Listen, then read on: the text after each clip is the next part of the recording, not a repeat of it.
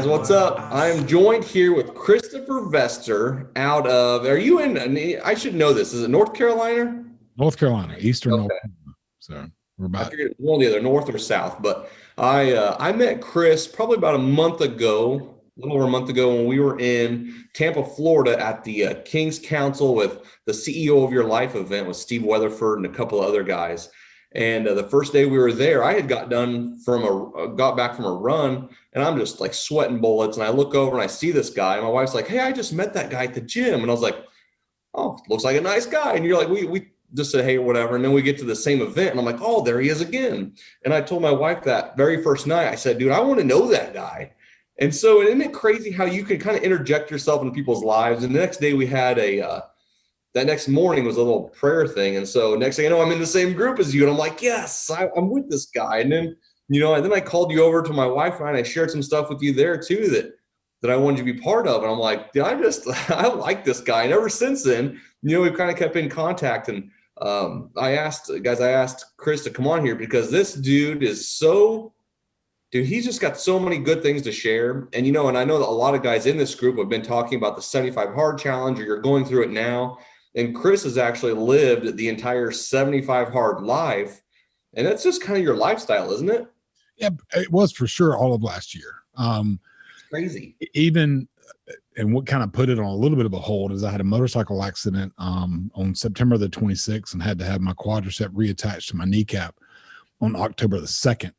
And so let me go way back. January 1st, I had four guys. We all gathered up and created a discipleship group around the idea of 75 hard, and we called it 75 hard and faithful. So we met once a week on a Zoom call because we were all over the country and went through 75 hard together. We read the same books so that, when we met, we had discipleship books and we had faith-based books and, other discipline books that we read for those 75 days, for the first 75 days of it. And my wife was doing it as well. So she did it with me. And then one of my guys, in fact, I met Weatherford for the first time the last 3 days of 75 hard I spent at Utah doing Upgrade Your Human. That's how he and I met. And I was invited to that by a mutual friend. That whole story is crazy. But one of the guys that was in my group had a really difficult time completing the challenge. I mean, he started it over like 4 times. And in fact, I think I was the only one who didn't start over. One of the guys, like his parents became ill and he had to fly to Florida like last minute and like missed his workout because he got a phone call while he was doing nothing where they just decided not to do it. Yeah. But one guy who my wife, she's a nutritionist and life coach. And so she had worked with one of them before, just trying to get his weight under control. And so we had done 75 hard together. And I kind of told her, so look, he never really completed it. And the idea was actually at the end of it to cap it off by going to Nicaragua on a mission trip together. That was the whole nice. And so we had the tickets. That was going to be in April. And it was just kind of like the graduation present to ourselves to go to Nicaragua. And of course, the world shut down on May the 15th. So none of us were able to do that. Yeah. The world shut down on day 75.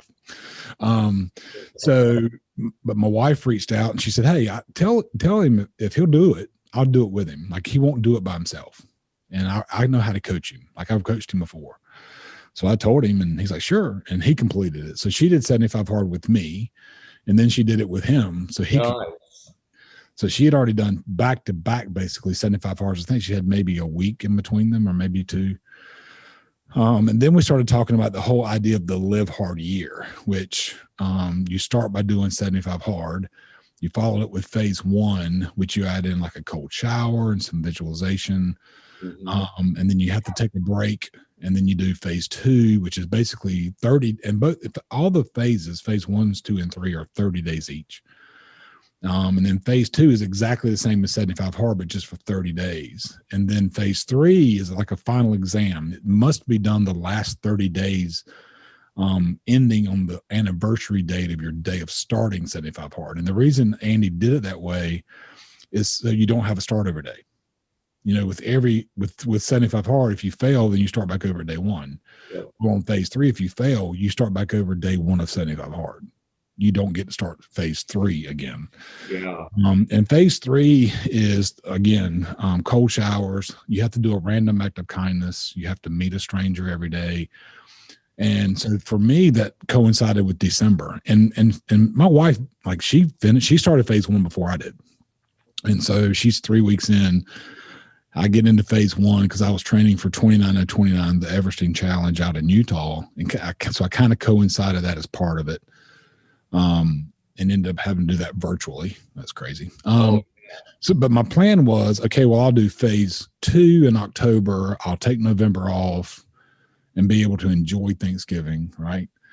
And then December, of course, has to be phase 3. And I go on a motorcycle trip that we usually go on every year as a group of us in May, and we couldn't do it in May. So we decided to do it in September, and we had been whitewater rafting and just had an amazing trip. And that Saturday morning, which we were coming home on Sunday, but that Saturday morning, just the freak accident, leaving a stop sign, and not like, we were inside of a town. I think the speed limit was like 20 miles an hour. So nothing crazy, no speed involved, but like, I left the stop sign, and the rear tire hit some really loose gravel, which made the bike shift. And of course, when that happens, you end up grabbing the throttle. Like, it was just the craziest thing. I totaled my motorcycle at a speed of less than 10 miles an hour. No kidding. Yeah. Tore my quad from my kneecap, which required, like, so the guys had to leave me. They couldn't come to the hospital with me. I mean, we're in the middle of COVID. Oh yeah. And I remember, like, when all of it was done, the coolest thing, like, having been through some stuff that, like, just life in general, but getting into my faith as deep as I've tried to the last probably 4 years, really hard. I remember sitting there, and the guy that was behind me, who saw it all happen, said, "Man, it's the craziest thing. It's like your motorcycle just wanted you off. Like, it just was trying to throw you off like a horse." and he came up and he had to pull me out of the road because my leg wouldn't work. And I really thought I had broken my femur. Like, it just wouldn't function. I never thought about the muscle being torn away. And I remember sitting there and praying, going, "I know everything's for your glory. Please let me understand this. Let me understand why this is happening, because I know this is not good."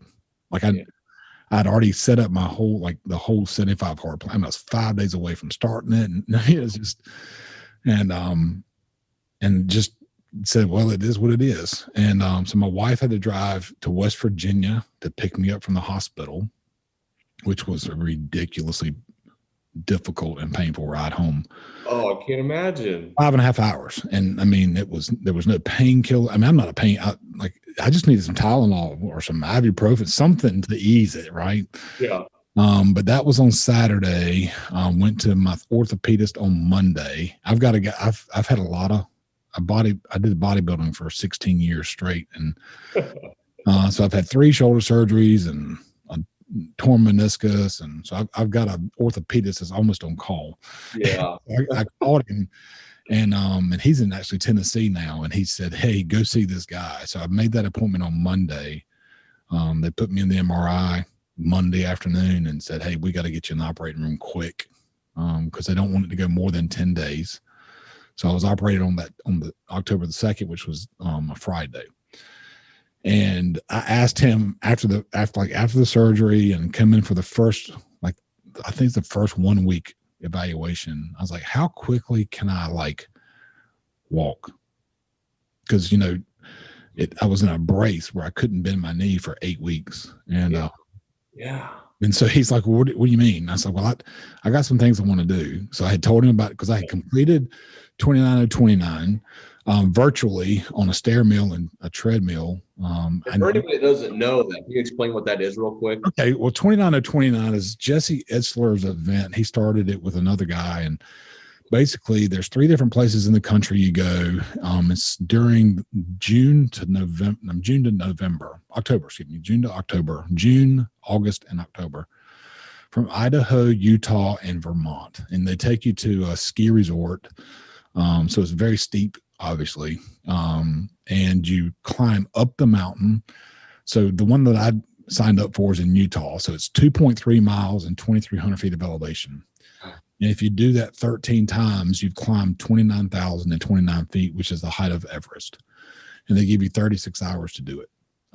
So it takes on average 32 to do it. And that's the equivalent basically of running 8 marathons, because you figure a marathon, can take as much as 4 hours. So Yeah. 32. Wow. It's just a massive endurance event. So there's a whole lot of self-talk, Oh, yeah, I love that. But again, it creates a good community, like the Facebook group of the people that have done that. About 250 people per event sign up every year, and about 130 complete it. So about 50% complete it. Okay. Well, they wouldn't let us travel, so we ended up having to do it virtually. And I think 64 people signed up to do it virtually for the Utah one that I did. And the whole time we had a WhatsApp group, and like we were carrying on conversation with one another and sharing stories and sharing hardships and pulling each other through. I mean, people were, when they were completing their last summit, because each one's a summit. So you walk up it and they gondola you back down, and then you turn and walk right back up it. Oh, man. So it's never downhill. It's all uphill. And so like people were getting ready to finish, and they would go live in the WhatsApp group, and you'd see people finish, and man, they would just fall apart. Like it's just the completion of climbing the height of Everest in 30 some hours. It's just amazing. So anyway, I had just done that. Because we couldn't do it in person, it gave you an automatic entry, because it sells out every year, but they give you an automatic entry into next year's event. So I knew I had that coming August the 21st. And again, this is in October, and I'm just trying to figure out, okay, like, how do I plan my life? Because they already told me it's going to take 20 weeks of recovery.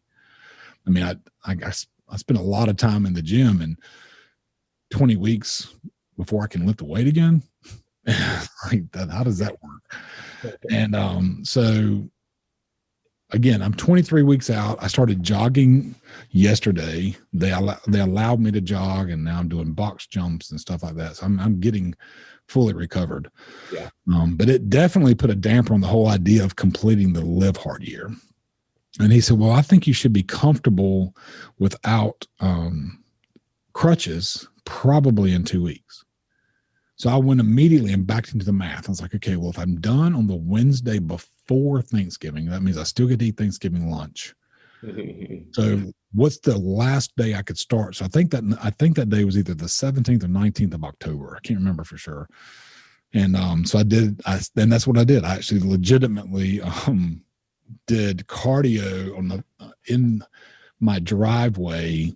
Just did, I say cardio. I mean, it was a 36-minute mile, so not real cardio. But in my brace on a flat surface, because I couldn't really walk up and down hill yet, but just flat surface walking for 45 minutes every single morning. Dude, you're a stud. To get my outdoor cardio in. And then I would do upper body training. So I was in the gym doing upper body work with weights for my indoor part of the workout. And with a knee brace on. And so but got the 30 days in, came out of the brace the last week of November maybe. And so I was able to actually really start walking on it and bending it and doing up and down hills and doing a real walk. And I remember recording with my Whoop band my speed the first day, and it was like 35 minute and 47-second mile or whatever it was. And one of the last ones I did for the year, I think, was like an 18:11. Really? Oh, that's crazy. Which is a little, not quite 4 miles an hour, but you're getting it done, if you're just walking. Because again, they wouldn't let me run or jog. And if I'm running, if you see me running, you better turn, because there's something really big chasing me. And so anyway, and the great thing is, like, I mean, my wife and I did phase 2 and 3 together. And like the whole idea of meeting a stranger with a mask on your face and the random acts of kindness, and like that's probably phase 3 was my favorite. I did I've got a series on Instagram called Answers from the Stairs, and I did a whole thing about the live hard year. And Okay. phase 3 was by far my favorite. The daily act of kindness and meeting a stranger in the world like it is right now. You know, you do something nice for somebody, and it's amazing how quickly that mask slides right now. Because isn't it crazy? That's awesome. judge me if you want, but I'm not a mask wearer. Like I go, like it's just not going to happen for me. But you fill up somebody's tank of gas and start having a conversation, and it creates connection. It's really that's awesome. That's so cool. So we did it again. And so like Christmas Eve, Christmas Day were part of that. So we had to figure out a way to meet strangers on Christmas Eve and Christmas Day. Oh, no kidding. How'd you do that? That's what we did. We just went somewhere and figured that hey, we know gas stations will be open, right? So we'll just kind of hang out and wait and buy somebody's tank of gas. That's awesome. I did that Christmas Eve. I have a great story about that one. My daughter, my oldest daughter went with me for that one.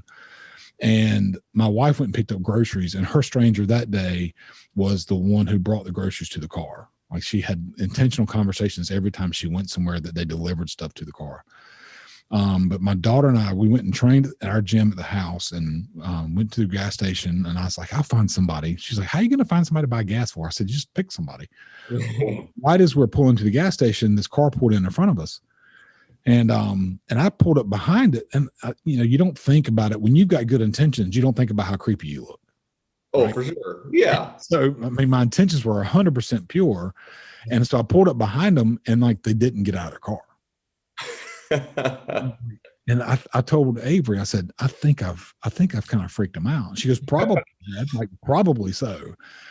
And so they actually left that tank and went to a different tank. Oh, no kidding. Or a different pump. And so I went ahead and parked, and I got out of my vehicle, and I told my daughter, I was like, hey, come with me so they're not so freaked out. And it was a lady and her daughter, and the daughter is actually almost the exact same age as my daughter. And I'll tell you why we ended up finding that out. But I walked over to her, and she rolled her window down by like an inch. And she said, can I help you? Said, and I kind of told her, I said, look, I'm working on a challenge. And one of my things is I need to meet a stranger every day. And I've got to perform a random act of kindness. And I kind of try to, do those at the same time. So I'd really like to fill your tank up. And she's like, are you kidding me? Oh, that's awesome. I said, I swear. I said, this is my daughter. She's with me. Like it's 100% innocent. I just want to buy you a tank of gas. And she's like, sure. I said, you don't even have to roll your window down. Just pump just pop it so I can get you. You got to think this day and age, that is like, whoa, who are you? What are you talking about? Right. And so, pumped her tank of gas, and my daughter and her began to have conversation, and she had her daughter with her. And so eventually her window came all the way down, and we had this, 4 or 5 minute conversation. And she said, I'm sorry, I'm so worried. I was like, look, I know. And I told my daughter, I probably freaked you out. And she goes, but I'm just a mama bear, and I got my daughter with me. I was like, I get it. That's why I asked her to come walk with me. I wanted her to feel comfortable. Yeah. And we left. And when I got home, my daughter comes in the room about 30 minutes later. And I had gotten a friend request on Facebook, but I didn't I saw the notification, but I didn't pull it up. She said, hey, that girl we just met. I was like, yeah. She goes, she sent me a connection on LinkedIn. On Instagram. I was like, really? She goes, yeah. So I accepted it. She goes, look at what she wrote. And then it was just long message about how her mom cried all the way home. And oh man, that's good. It was so touching. And they've actually gotten together and had coffee since then. And so then I accepted the friend request because she was 20 years old, and that I'm 49, and you got to be careful, right? About who you accept as friends. And so she sent me the same message. She's like, it meant so much to my mom. What a great Christmas present. It was cool. And then the next day, that was Christmas Eve, and then the next day, Christmas Day, my wife and I, same gas station. We actually went inside to meet somebody. And I was sitting there waiting in line. I'm looking at everybody, and I'm trying to figure, okay, well, who am I? Not looking at what was in their hands, right? But just who am I going to pick out to have a conversation with? And we just bought what they had. I did that twice. I went inside and bought it, and the guy behind me said, no, man, just buy my drink. A lot of stuff. I was like, I don't care. Just put it all up there. He goes, no, I even ordered a milkshake. I'm waiting for them to make my milkshake. I was like, I don't care. Let's just roll. That's so funny. Yeah, people are super. If you express kindness, you will get it back. Oh, 100%. Every time. And if you don't get it back from the one you express the kindness to, somebody else will give you some back. You know, Yep. it's not always that one you express it to, but at some point during the day, somebody's going to reach out and just be kind, you know? Agree 100%, man. That's so cool. What a cool story. And that you're able to do that with your wife and even your daughter to go there. Yeah. Because I don't know if I mentioned to you, but April 12th, my wife and I are starting it together, 75 hard. Awesome. I've got to have surgery next week, minor surgery, but it's like I want to make sure I'm set up for success. I don't have any reason, because too, with you having surgery, I mean, you could have used you didn't even need excuses, dude. You had need zero excuses not to finish, but you did. And like, dude, that's incredible. That's an amazing story. And what was your reasoning? Why did you want to complete it? Did you want to complete so bad, or you just? No, actually, I had a 75 hard conversation in November. So Tyler Harris is a guy that I connected with through Instagram in 2018. And he and I, it's weird how our friendships developed, our relationship and friendship and brotherhood has developed. He's the one that actually introduced me to Steve Weatherford. Okay. Tyler's ridiculously successful in the insurance space and has a massive social media. I was going to say, that guy's huge. Voice. And so I reached out to him, and I think it was August of 18. I had done an Instagram TV about a podcast I listened to that he had done, and we just started having conversation back and forth, and it led to me sponsoring some stuff he was involved with the Modern Man group down in South Carolina. And then the next thing I know, he's like, "Hey, dude, you want to go to Nicaragua on a mission trip?" Yeah, let's do it. And he was in the middle of 75 Hearts. He was down there for days like 63 through 67 or 68, which made it very difficult. But while we were down there, I would do his workouts with him. Like everybody there that was in our little group, I didn't want him to be alone in that. So we did the outdoor workouts. Both of them were outdoors because there's not a gym. And it was all body weight stuff. And he said, "Do you think you're going to do 75 hard?" I was like, "I don't know, man. Like I've competed in bodybuilding before, and like the idea of going 75 days without a cheat meal is no big deal. And I've drank 2 gallons of water a day. Like it's nothing on that list scared me. The one thing I thought would be the most difficult would be the outdoor workouts. Cause I mean, it's real easy. If you got to get a workout in, just go to the gym and get another workout in, Yeah, exactly. But forcing it to be outside. And so, which was by far the biggest challenge, because it was wintertime. It was a couple of days of snow and some rain. And I mean, I can't tell you how many times. There was one time my wife and I were outside and it was 11 o'clock at night. We were finishing up and it was pouring down rain, February, pouring down rain.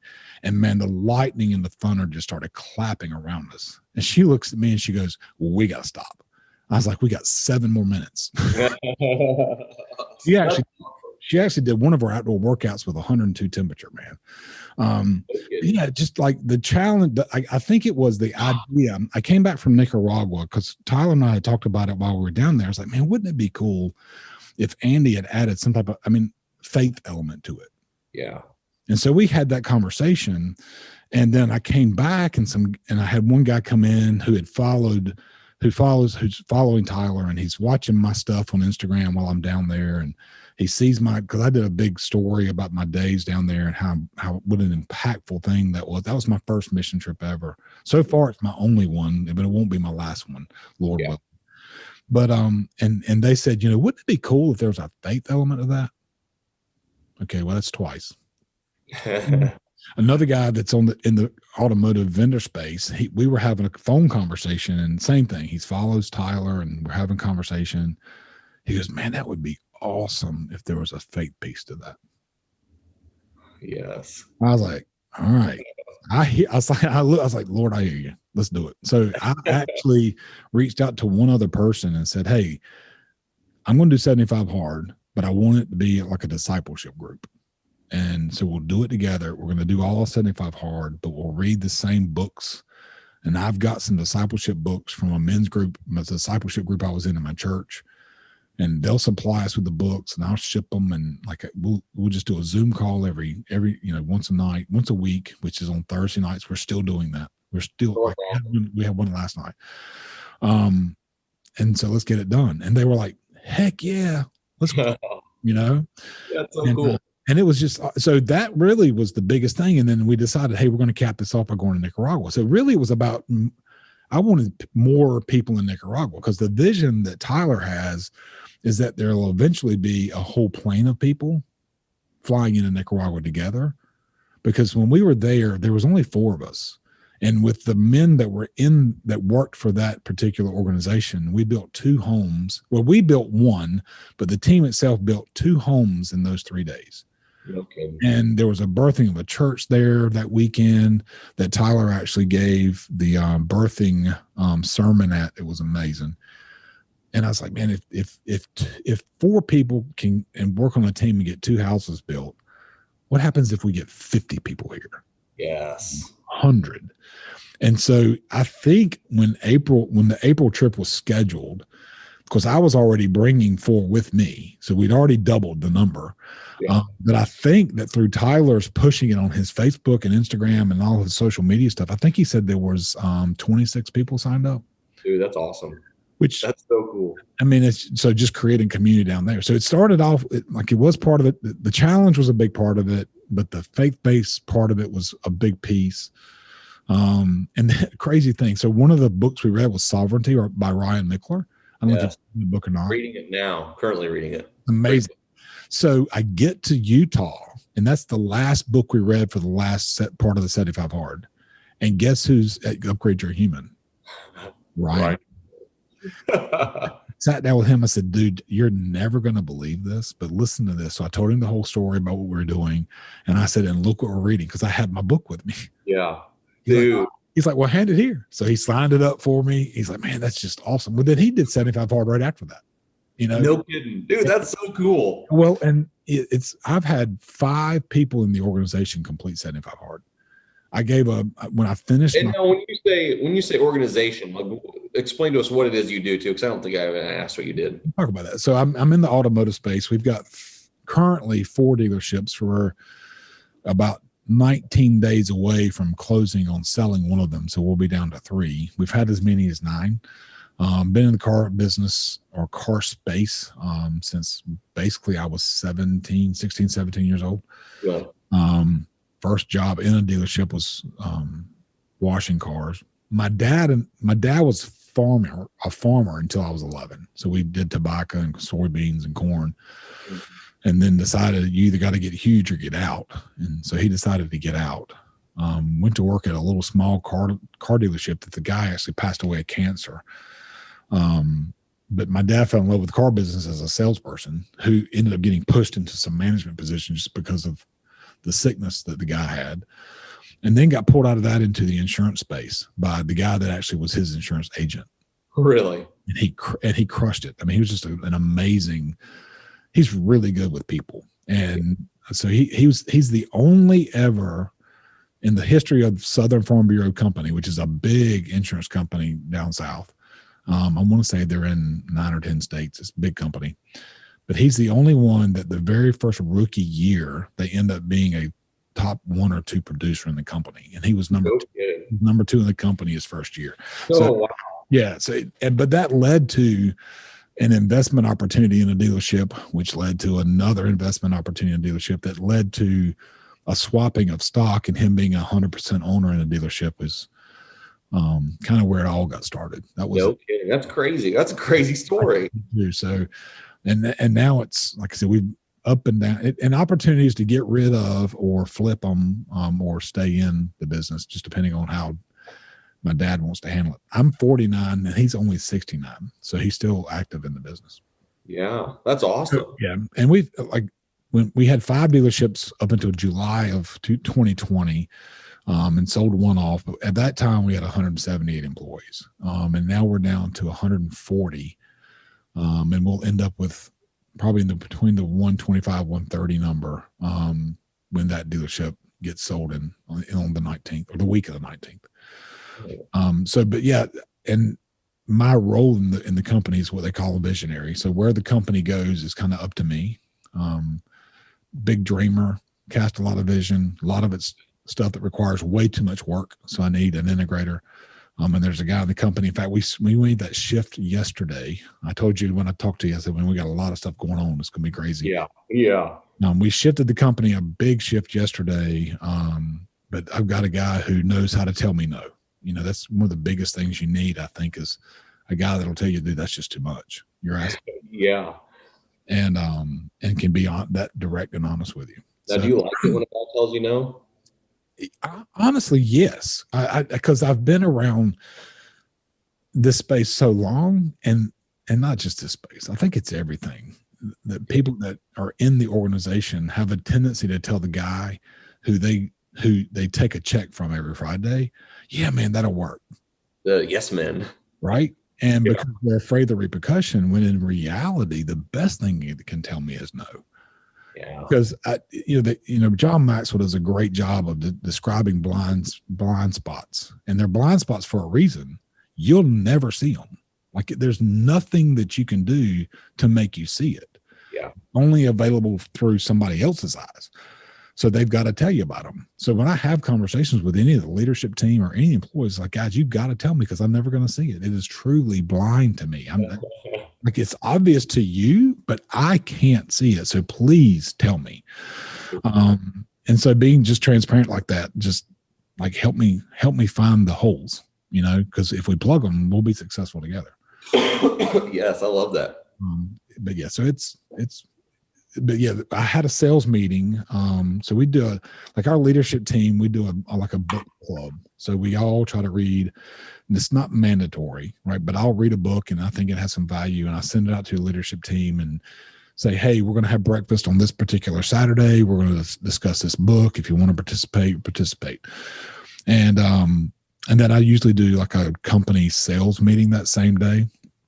And when I had finished 75 Hard, I did a sales meeting about 75 Hard and about the value of the way that's structured. So the best thing about 75 Hard is the ticking off of the boxes, like the tick off of the workouts, the tick off of the picture, the tick off of the gallon of water, because all of those things they build confidence. Like, I've made this promise today that I'm going to get these things done, and they're over and above your normal day. Like, you do 75 Hard, you're adding that to what's already part of your life, which means something's going to have to get removed.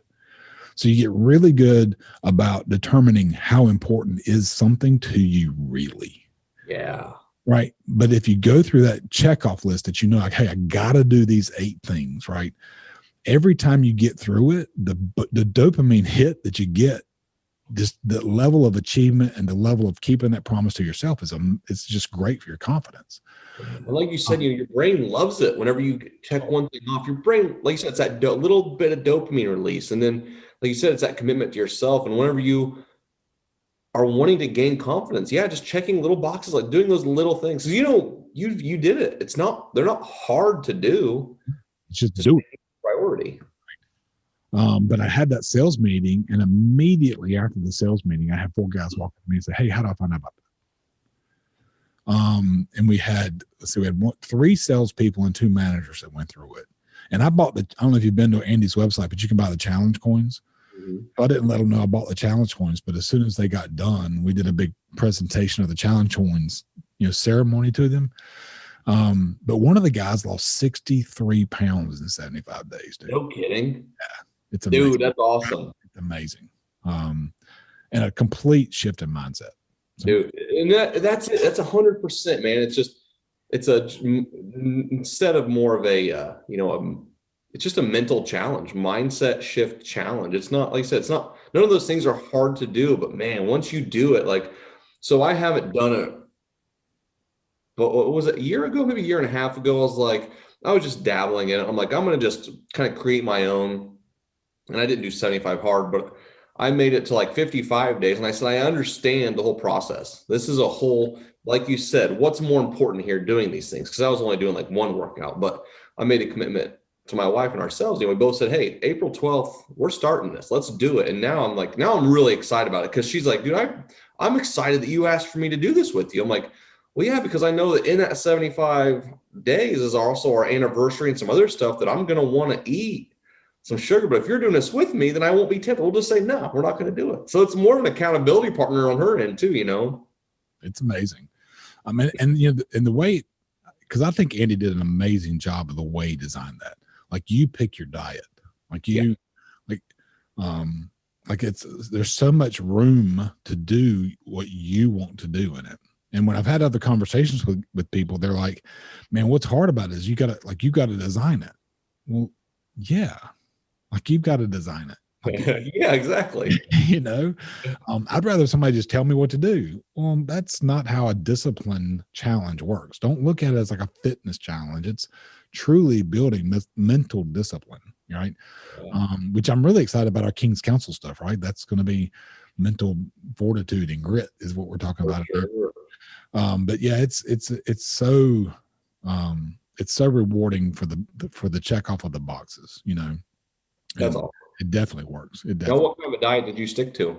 So I had been doing it's so I told you I spent a ton of time in the bodybuilding space. Mhm. Um, my wife is a nutritionist and health coach. I said that while ago. And she actually was my coach for a couple of my shows. But that's not the best relationship to have. Yeah. We actually both competed in 2008 at the North Carolina State Championships, and we both won our class. That actually worked out really well because we were both hangry all the time. And but in 2011, I was going to turn 40 in 2012, and that was the first year then that you could compete as a masters, and I qualified for it already. And going into 2011, I had a bicep tear repaired, an attempt of a bicep tear repair in December, and then 43 days later I had a shoulder decompression done, where I had torn a rotator cuff 2 years before, or actually in 2008, and it just never healed right.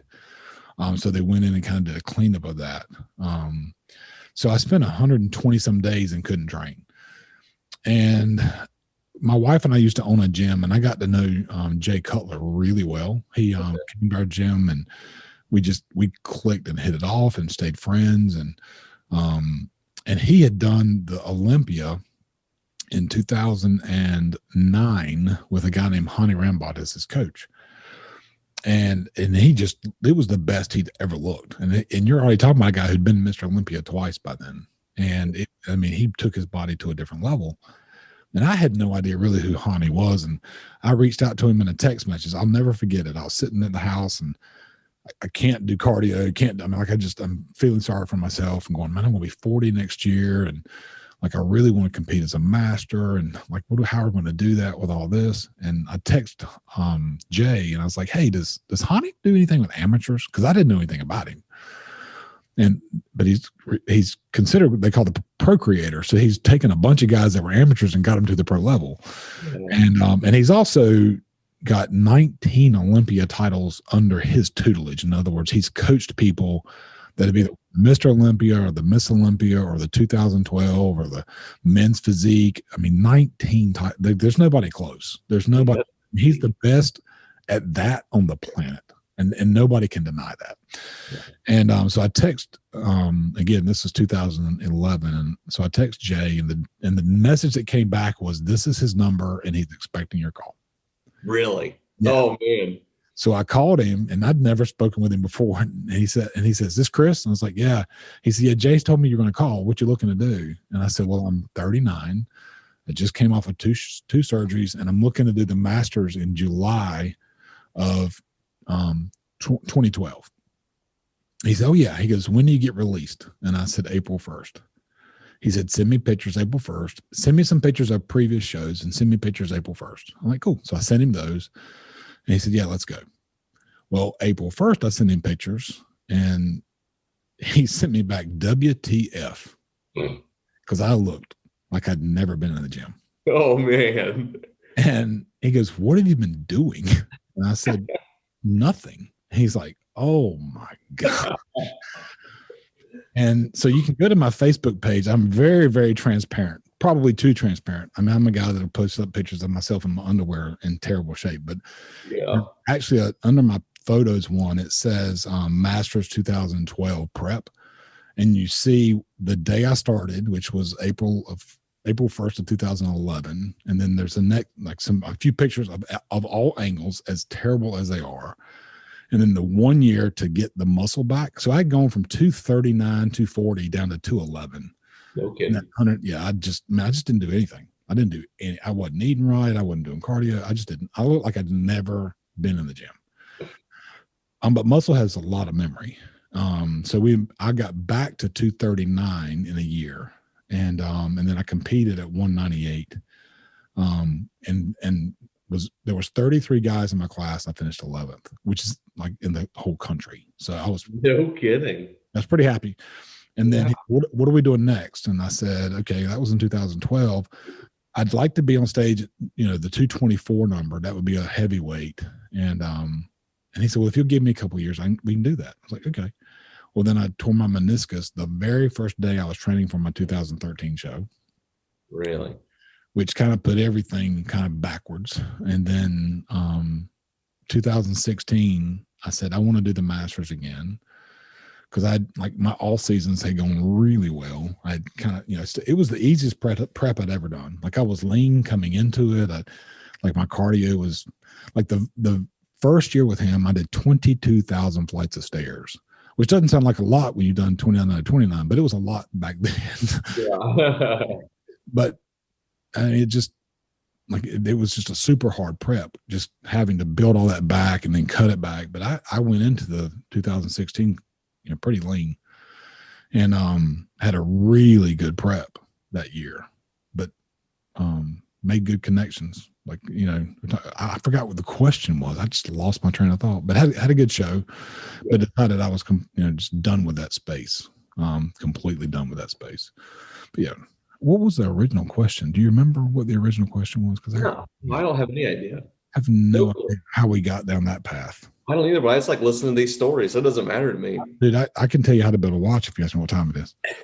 One question I did have, you mentioned this a while back, but why was it that you had decided to dig deep into your faith? And I don't remember when you said, but it was like 4 years. You said for 4 years I've been digging deep into my faith. And what happened?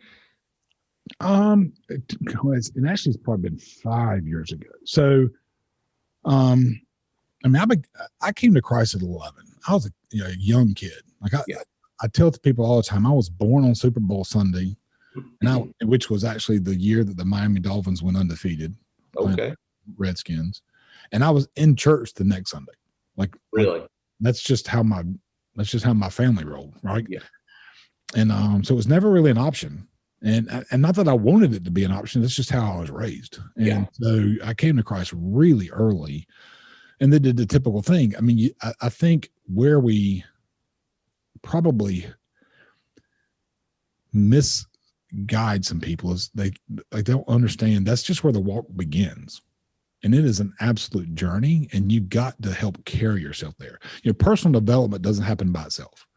Well, neither does your relationship with God. You got to, he's constantly seeking you, but you got to seek him back.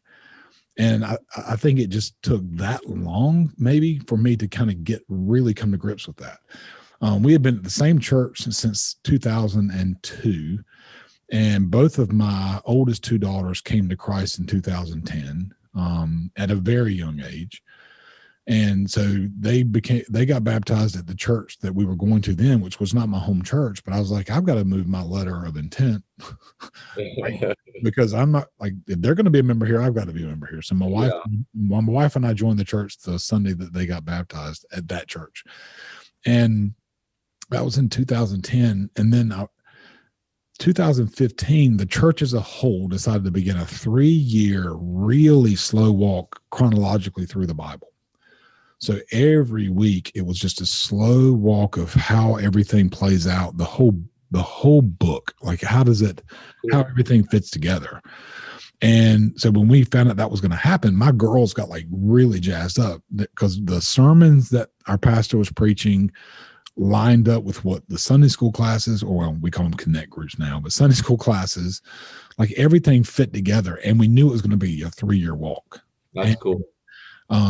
And that just really, as a family, started us on a really good journey because we could all have the same conversations, even though the lessons for my 6-year-old were different than mine. They came from the same passages. Yeah, that's cool. Which was awesome. I mean, my church did an amazing job of that. And that same year, I got invited to be a part of a discipleship group, which is the first time I'd ever done that.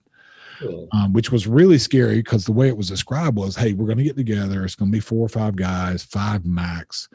Our whole idea is to pour into each other with some accountability. So you basically are going to have to tell everything you're struggling with and just trust the fact that nobody's going to talk about it. And we're just going to hold each other accountable and support each other and be there in prayer. And dude, that's like standing in front of somebody naked.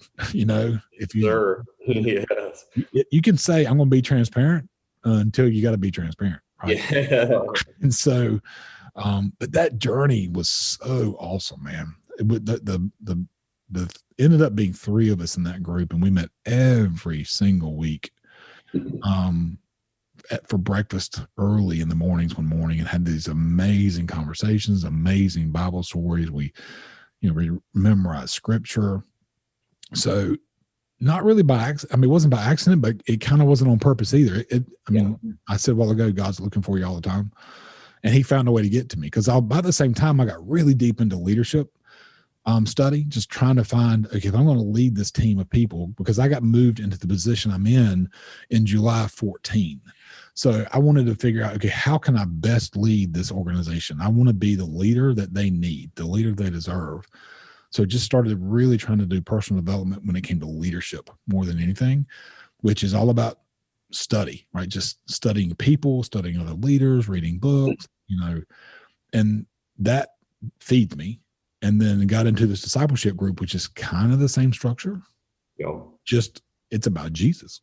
So it just kind of fit my personality. And then in 18 started doing the that Instagram series because I was kind of challenged into that by a guy who did our marketing at the time. And that really, it's funny on Instagram, they redid their algorithm or something because when you go back and look at them now, they shows no views. And I know that's it's not true. Because I just happened to look at one the other day that I sent to Steve Weatherford because I talked about him in June of 19. No kidding. Right. And now, and he's part of my life twice a week. Right. Yeah. And so that's crazy. It is so surprising. And so, I don't know. It just kind of all, it just, started that journey. It's crazy where it went. And I love what you said about how Christ is always seeking us. It's crazy too. The times that we decide to seek him are like when times are usually crisis mode. For me, I feel like when times are good, I'm still seeking it, but not as adamantly as whenever I'm struggling with something. Right. It's like now I'm in a point in my life where I'm trying to understand that whether it's good, bad, or indifferent, continue to seek him because he's always seeking me and just living that lifestyle instead of just in crisis mode. Oh, I need you right now, Lord. I need him all the time, not just in bad moments. Right. It's I hiked a big chunk of the Appalachian Trail one summer, and my wife's, we weren't married at the time. It was during college, right before my last semester of college, but her brother, who was only 15 at the time, he came and hiked with me for, I want to say 14 days of the time that I was out there, but he was, like I said, 15. So he stayed up right behind me. So when we're walking along in the trail, I mean, you don't see people, you might go a day or two and not see anybody, but he was right there. And I love Matt, man. He's an awesome human being. But if I paused, he would whack, he'd run into me. But that's kind of what Jesus does, right? Yes. When you go to look for him, it's like, whack. I mean, if you turn around, he's right there. You know? Yes.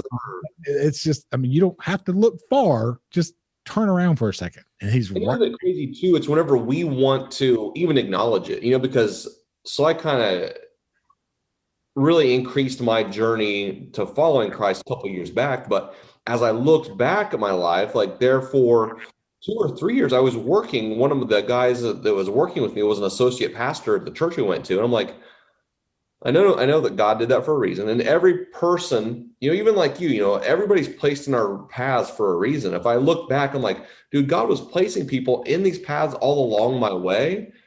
But whenever I finally turned around to look, I'm like, oh, now I get it. Like everything's been set up for a reason. It's like, just continue to follow, you know, and keep looking for them and seeking them out. So that's cool. It's like that poem that's about footprints. And you're trying to look at the footprints in the sand. And he goes, "Oh, that was when I was walking along." He goes, "No, that's when I was carrying you." Right. Yes. He's Yeah. right. He's right there all the time. That's good stuff. Good stuff. Well, Chris, I appreciate you taking the time to talk with us. And I know that people are going to get a lot. I mean, I got a lot out of that 75 hard talk. And I'm excited to do that with my wife. And it's cool that you did that. And hearing about some of these experiences that you've lived, you know, hiking the Appalachian Trail, doing all that stuff. Like, you've done a lot of cool stuff in your lifetime. Yeah. Well, it's for a long time I have a pair of black and white wingtip shoes, so that I had made. And those shoes are called Spectators. That's what the name of that shoe is called. Like if you see somebody on the dance floor and they've got black and white, those are Spectators. Really? The insole of my shoe says we're not meant to be spectators in life. And I wore those shoes as a reminder, like we're not supposed to just spectate, right? It's to be intentionally lived. Just live with the right. I love that. I dropped my pen. I got to make a note of that. But just intentional living, like the idea of picking a word to go through, like, 2 years ago, mine was intention. And then last year it was 1%er. So the idea of 1%er was putting myself in situations that only 1% of the people would try. 75 hard, mission trips, and 29 and like all these crazy, like it's just 1% of the people even try that. And then that's awesome. This year it was impact, and which is a big part of the reason, man, King's Council spoke to me so much is I want to be a part of that community because I think that community will help me have impact on the people in my organization. For sure. And I want to be able to impact there if they need what I've got. Because I don't know what everybody, you never know what somebody needs. But if I'm just present, I can make an impact. And so showing up's half the battle. Right. It just got to be there, man. It's got to be. That's awesome. That's really cool. There's another question I had, but now I forgot it. But I love that the word. So my word this year is growth. Like in all phases and all areas of my life is just growth. Growth with my marriage, growth with my strength, my working out, growth with my businesses. So we're expanding, we're growing on those. So yeah, growth this year. Awesome. But dude, I so appreciate you taking the time to talk to me, and I know that people are going to get a lot out of this, and just thank you. Anytime. You're good, dude. I'll say if you want to connect, I'm on Instagram a lot. I used to be a lot more, and it's probably going to shift because my time's going to shift. So I'll probably go back to doing some of those Instagram TVs. And you can find me on Facebook, just Christopher Vester. If you type it in, I'm the guy that looks like he's meditating without a shirt on. That's that guy. Awesome. That's awesome. And like I said, I appreciate everything that you've done. I appreciate you taking the time to talk with me, because I know you're a busy guy. And I know last week we tried doing this, but we got a little messed up with my internet connection out here in the middle of nowhere. So, dude, it's all good. It is. Thank you, sir. I appreciate it. Hey, thanks, Chris. We'll see you.